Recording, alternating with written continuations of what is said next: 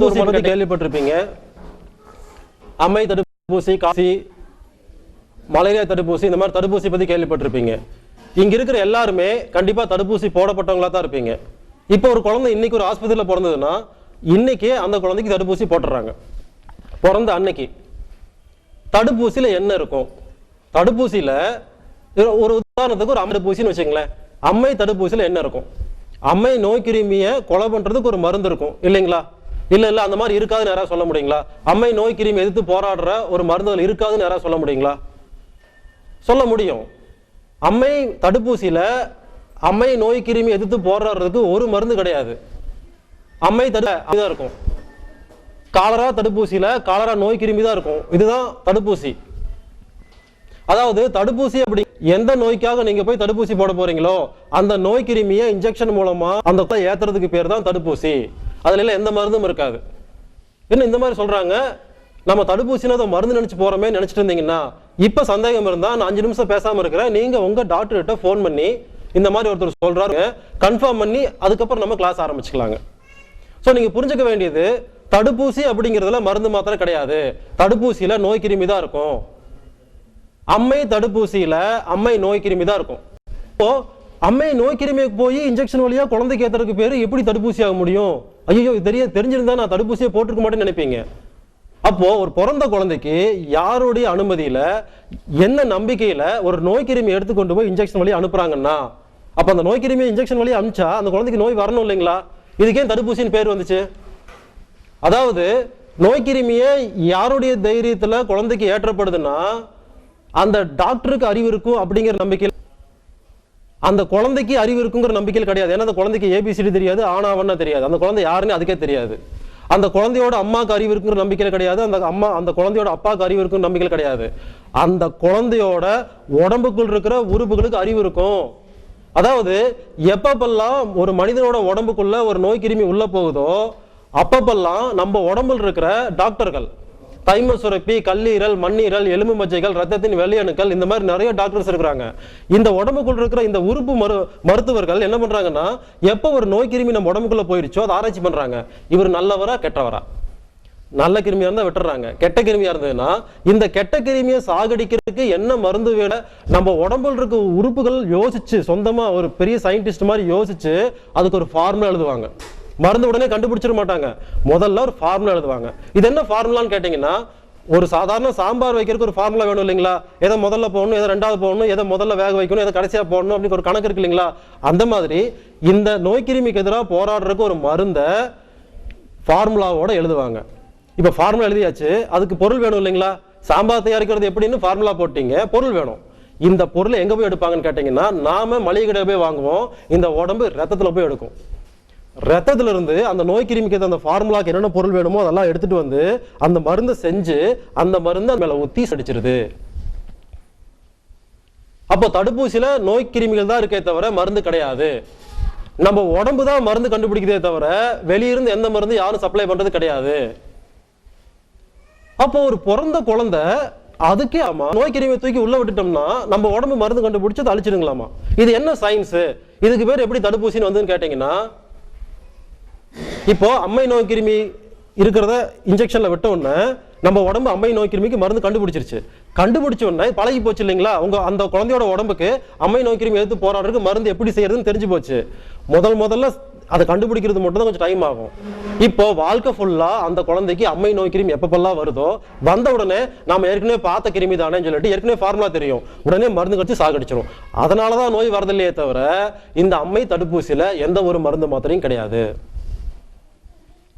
இது நீங்க உங்க டாக்டர் கிட்ட தடுப்பூசி முகாமில் இருக்கிற ஒரு நர்ஸு கிட்ட கேட்டா சொல்லுவாங்க. அப்போ தடுப்பூசியில எந்த ஒரு மருந்து மாத்திரையும் கிடையாது, நோய் கிருமி தான் உள்ள போடுறாங்கிறது உண்மையா இருந்து நம்ம உடம்பு தான் வெளியிருந்து எந்த ஒரு மருந்து மாத்திரை வாங்காம நம்ம உடம்புக்குள்ள இருக்கிற ரத்தத்தில் இருக்கிற பொருளை வச்சு கண்டுபிடிமையை கொலை பண்ணுங்கிறது உண்மையா இருந்தா அப்போ உலகத்தில் இருக்கிற எல்லா நோய்களுக்கும், எல்லா நோயின்னா நோய் கிருமிகள் மூலமா வர எல்லா நோய்களுக்கும் எந்த ஒரு மருந்து மாத்திரை இல்லாம குணப்படுத்த முடியுங்கிறது உண்மை. இதை யாருனாலையும் மறுக்க முடியாது. அப்படி யாராவது நோய் கிருமிகள் மூலமா வர நோய்களை மருந்து மாத்திரை மூலமா மட்டும்தான் குணப்படுத்த முடியும்னு யாராவது சொன்னாங்கன்னா இந்த கேள்விக்கு பதில் சொல்லுங்க. தடுப்பூசியில எதுக்கு கிருமி அனுப்புறீங்க? அப்போ தடுப்பூசியில கிருமி அனுப்புனா மட்டும் நோய் வராதாமா? ஒரு நோய் கிருமி மேல நோய் வந்த மட்டும் எதுக்கு நம்ம மருந்து தேடி ஓடணும்? அப்ப பாருங்க, அடுத்து நீங்க ஒரு கேள்வி கேட்பீங்க, நீங்க சொல்ற மாதிரி நோய் கிருமி வர நம்ம உடம்பே மருந்து கண்டுபிடிச்சு ஊத்தி அழிச்சிருன்னு சொன்னீங்கன்னா எனக்கே சிக்கன் குனியா வந்துச்சு, அப்ப நீங்க சொல்றது பொய்யா போச்சுல்ல? அப்ப சிக்கன் குனியா எனக்கு வந்துடக்கூடாதுல்ல, அது ஒரு நோய் கிருமி மூலம் தானே வருது. அப்ப நீங்க சொன்னதுக்கும் எனக்கு அதுக்கு சம்பந்தமே. அடுத்த கேள்வி கேட்பீங்க, தடுப்பூசியை பிறந்த குழந்தைக்கு தான் போடுவாங்களே தவிர 20 வயசு 40 வயசுல யாராவது போட்டு கேள்விப்பட்டிருக்கீங்களா? இப்ப பன்றி காய்ச்சல் வருது, கவர்மெண்ட் என்ன பண்ணலாம்?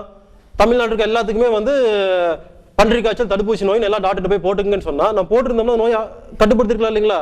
ஏன் தடுப்பூசி கொடுக்க முடியலன்னா பிறந்த குழந்தைக்கு மட்டும் தடுப்பூசி தருவாங்க, 20 வயசு 30 வயசுல தர முடியாது. அப்போ பிறந்த குழந்தைக்கு உடம்புல என்ன இருந்துச்சு? இப்போ உங்களுக்கு சிக்கன் குனியா வந்துருச்சு, மட்டன் குனியா வந்துருச்சு, அப்ப இப்ப என்ன இல்லை? இப்படிதான் யோசிக்கணுமே தவிர நோய் கிருமி மேல எந்த ஒரு தவறும் கிடையாது. ஊர்ல சிக்கன் குனியா எல்லாத்துக்கும் வருது, எல்லாத்துக்கும் வந்துருச்சுங்களா? 10 பேத்துக்கு வருது, 100 பேத்துக்கு வரல. அப்ப இவங்களுக்கு என்ன இருந்துச்சு, உங்களுக்கு என்ன இல்லைன்னு யோசிக்கணுமே தவிர நோய் கிருமிகள் மேல குற்றம் வச்சுட்டு அது தப்பு பண்ணதுன்னு யாரும் யோசிக்க வேண்டிய அவசியம் இல்லை. அப்போ அந்த பிறந்த குழந்தைக்கு என்ன இருந்துச்சு, இப்ப நம்ம கிட்ட என்ன இல்லை, இப்படிதான் யோசிக்கணும். பாருங்க, இப்ப எனக்கு சப்பாத்தியும் உருளைக்கிழங்கு மசாலாவும் செய்ய தெரியும்னு வச்சுக்கங்களேன். எனக்கு மட்டும் வச்சுட்டு உங்களுக்கு சப்பாத்தி உருளைக்கிழங்கு மசாலா தர முடியுங்களா? நீங்க சாப்பிடுங்க கொஞ்சம் சாப்பிட முடியுங்களா? வெறும் அறிவு மட்டும்தான் இருக்கு.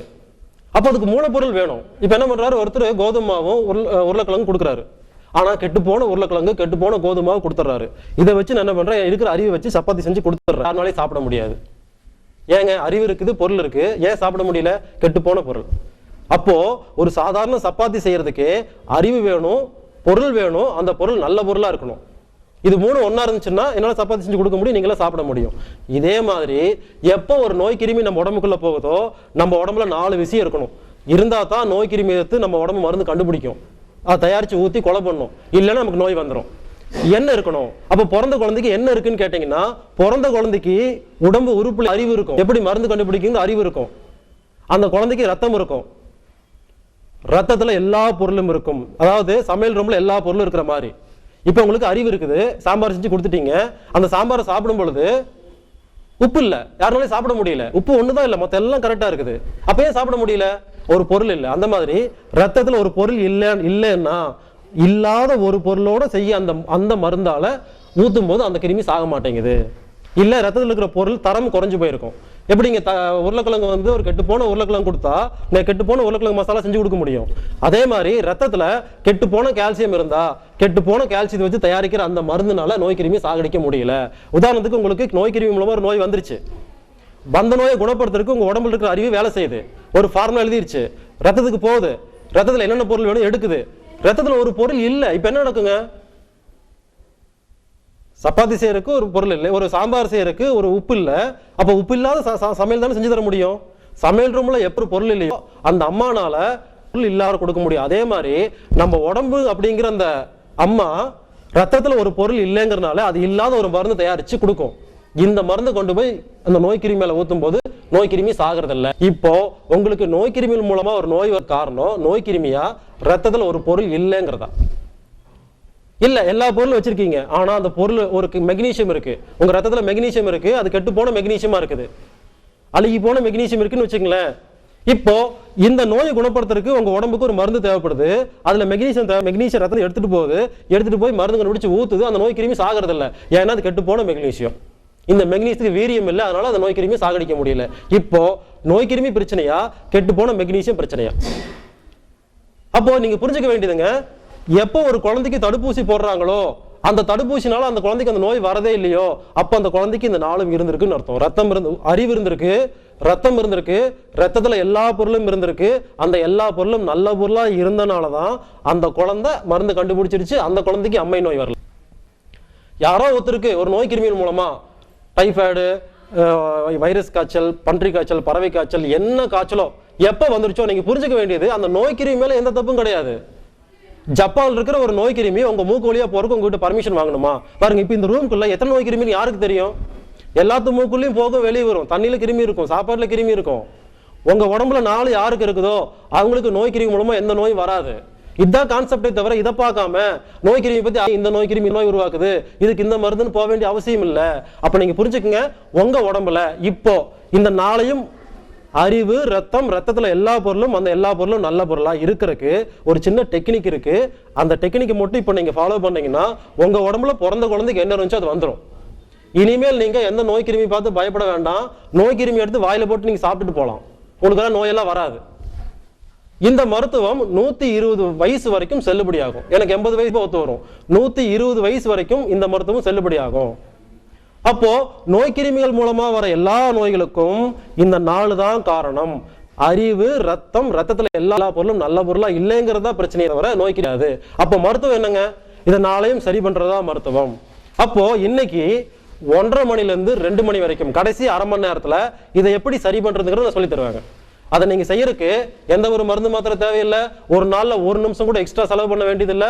₹1 செலவில்லை. எந்த ஒரு இன்ஸ்ட்ருமெண்ட்டும் வாங்க வேண்டாம். அவங்கவுங்க செஞ்சீங்கன்னா அவங்கவுங்களுக்கு அந்த பிறந்த குழந்தைக்கு என்ன இருந்துச்சோ அந்த மாதிரி வந்துடும். இனிமேல் உங்களுக்கு நோய் கிருமி மூலம் எந்த நோயும் வராது. ஏதாவது நோய் இப்போ வந்திருந்ததுன்னா அது எல்லாமே குணமாயிரும்.